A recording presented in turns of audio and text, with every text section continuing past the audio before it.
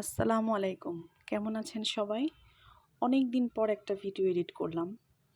এটা আসলে ঈদের বেড়ানোর মানে ঈদ উপলক্ষে যে ঘোরাঘুরি করা হয়, এই ঘোরাঘুরি করতে বের হইছিলাম। তো সেটার একটা ছোট্ট ব্লগ আপনাদের সাথে শেয়ার করতেছি। এই যে দেখতে পাচ্ছেন গাড়িতে, গাড়ির ড্রাইভার ছিল আমাদের মামুন সাহেব। সাথে ছিল আমার বাচ্চা-কাচ্চারা। আমরা আসলে কোথায় যাব এটা সঠিকভাবে সিদ্ধান্ত নিয়ে বের হইনি। শুধু এতটুকু উদ্দেশ্য করে বের হইছি যে আমরা বিরুলিয়ার ওদিকে যাচ্ছি। যাই হোক, উত্তরা দিয়াবাড়ি, বিরুলিয়া ওইদিকে যাচ্ছি। তো বিরুলিয়ার এই রাস্তাটায় গোলাপগ্রামের কাছাকাছি। এখানে অনেক জ্যাম ছিল সেদিন, কেন জানি অন্যান্য দিনের তুলনায় অনেক জ্যাম ছিল। যাই হোক, জ্যাম ঠেলে আমরা যেয়ে পৌঁছালাম উত্তরার দিয়াবাড়ি বউবাজার যেটা বলে আর কি, এর অপোজিটে একটা জায়গায়।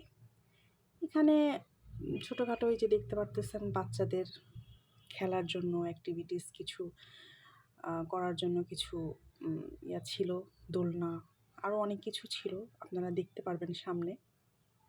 ফুড কোর্ট ছিল, খাবারের দোকান, চা, বিভিন্ন ধরনের আর কি। ছোট্ট একটা জায়গায় অনেক রকম আয়োজন করছে। এই যে দেখেন পানির মধ্যে বেলুন, তার ভিতরে বাচ্চারা যে পানির ভিতরে, এটা একটা বাচ্চাদের একটা অ্যাক্টিভিটিস। বেলুনের ভিতরে বাচ্চাদেরকে দিচ্ছে এবং পানিতে ছেড়ে দিচ্ছে। এটা একটা এনজয়। বাচ্চারা আসলে ছোটোখাটো অনেক কিছুই খুব এনজয় করে। আর বাচ্চাদেরকে আসলে পড়াশোনা, স্কুল এটা নিয়ে এত ব্যস্ত থাকে ওরা, এবং আমরা যারা অভিভাবক, ঈদের এই সময় ছুটিটাতে আসলে বাচ্চাদেরকে নিয়ে একটু বাইরে যাওয়াটা আমার মনে হয় একটা আমি মনে করি এটা একটা ভালো। কারণ বাচ্চাদেরকে একটু সময় দেওয়া হয়, ওরা একটু সময় পায় মজা করার।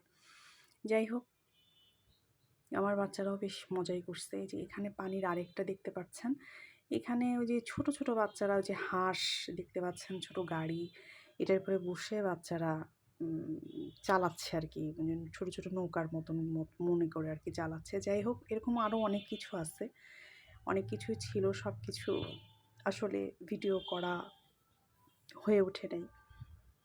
যতটুকু পারছি আপনাদের সাথে শেয়ার করার চেষ্টা করতেছি। তারপরে এখানে ঘুরলাম। এখানে ঘোরার পর সামনে একটা বন্দুক দিয়ে যে গুলি মারে, এটা ছিল। এখানে ওরা সবাই গেল। দেখেন,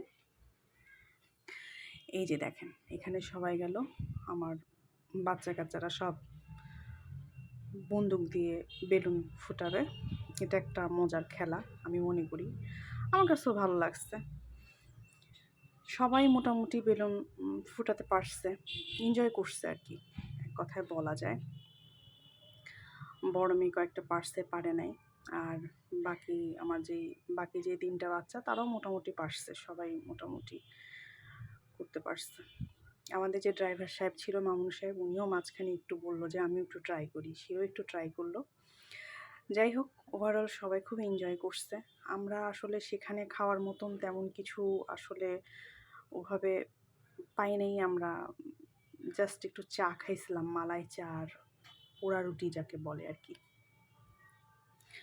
মালাই চা আর পোড়া রুটি খাওয়ার পর আমরা ওখান থেকে বের হয়ে আরেকটা জায়গায় আসছি। সেখান থেকে একটু কিছুটা সামনে এই জায়গাটা আসলে রিভারের যে এটা একটা ওই যে দেখেন, দেখতে পাচ্ছেন রিভারের যে এটা একটা মানে ছোটোখাটো একটা, মোটামুটি ভালোই লাগছে আমার কাছে। রেস্টুরেন্টের মতন ঘোরা যায়, এই যে ছবি তোলা যায়। যে দেখেন কত সুন্দর জায়গা, উপরে আলো দিয়ে। এটার ঈদ উপলক্ষে মনে হয় আরও বেশি সুন্দর করে সাজাইছে। এখানে দোলনা ছিল। এই যে আমার ছেলে মেয়ে দুজন দোলনাতে দুলছে, তারা খুব এনজয় করতেছে। দোলনাতে দুজনে খেলা করতেছে, দুলতেছে।